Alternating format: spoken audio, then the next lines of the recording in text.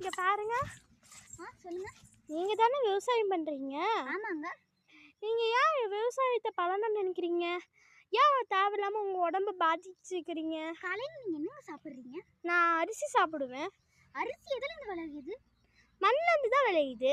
மண் சுத்தமான மண்ணு நினைச்சிட்டு இருக்கீங்களா? இப்போ வரைக்குமே டெக்னாலஜி வளர்ந்துட்டு இருக்கு. மண்ணா சுத்தமான மண் இல்லைங்க. இப்போ காலத்துக்கு என்ன பண்றாங்க? மண் நல்லா தோன்றாங்க. நாங்க என்ன பண்றோம்? ஃபர்ஸ்ட் வந்து பார்த்தீங்கன்னா வாய்க்கால் எடுத்து அதில் விதைய போட்டு நாங்கள் அதை வந்து வளர்த்தி அரிசியாக பிரிக்கிறோம்.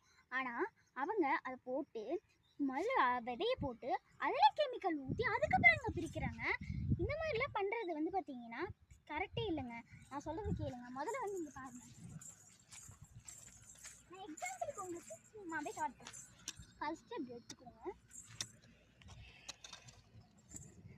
இதுதான் விதைன்னு வச்சுக்கோங்க. இது நான் இதுக்குள்ளே போட்டுக்கிறேன்.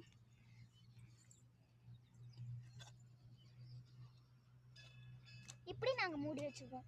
சரி அவ்வளோதான் முடிஞ்சது, நல்லா வளர்ந்தோம் அப்படின்னு. ஆனால் அவங்க இதுதான் விதைன்னு வச்சுக்கோங்க.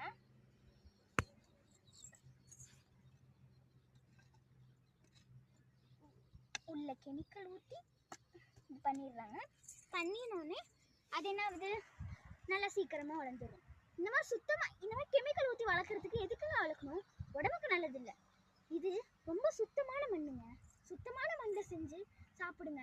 நீங்கள் ஏன் பொன்னி அரிசி அந்த அரிசி இந்த அரிசின்னு வாங்குறீங்க?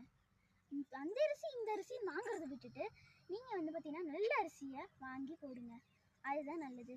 நான் சொல்கிறது கேளுங்க. முதல்ல வந்து பார்த்தீங்கன்னா மண் வந்து எவ்வளோ சுத்தமான மண் பாருங்கள்.